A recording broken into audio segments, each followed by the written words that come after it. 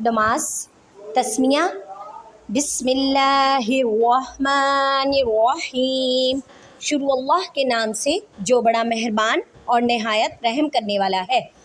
با سین زیر بس، با کو سین ساکن کے ساتھ ملائیں، سین کو سختی سے ادا کریں کیونکہ سین سیٹی والے حروف میں سے ہے۔ میم لام زیر مل، لام کھڑی زبر لا، ملا۔ ہا را زیر ہر، را ہا زبر رہ، ہا کھڑی زبر ہا۔ میم کھڑی زبر ما، نون را زیر نر، را زبر را، نر را۔ ہا یا زیر ہی، میم زیر می، آگے وقف ہے اس وجہ سے میم کو ساکن کر دیں۔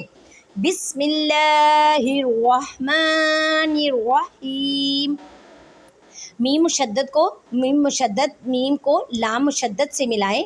میں نے لام 2 دفعہ اس وجہ سے لکھا ہے، ایک لام کو نہیں پڑھنا کیونکہ ایک لام پہ کوئی حرکت نہیں ہے۔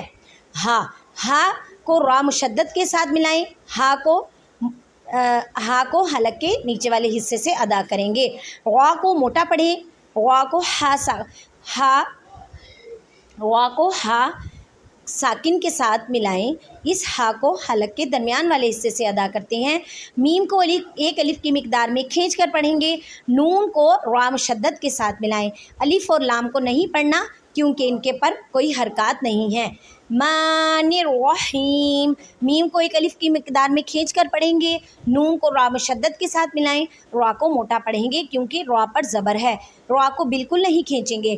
ہا کو یا ساکن کے ساتھ ملائیں اور یا مدہ کا قاعدہ کریں، یعنی کہ ایک الف کی مقدار میں کھینچ کر پڑھیں گے۔ ہا کو حلق کے درمیان والے حصے سے ادا کریں گے۔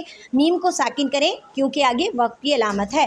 سورۃ الفاتحہ، بسم اللہ الرحمن الرحیم، الحمد للہ رب العالمین۔ ترجمہ، تمام تعریفیں اللہ کے لیے ہیں جو تمام جہانوں کا رب ہے۔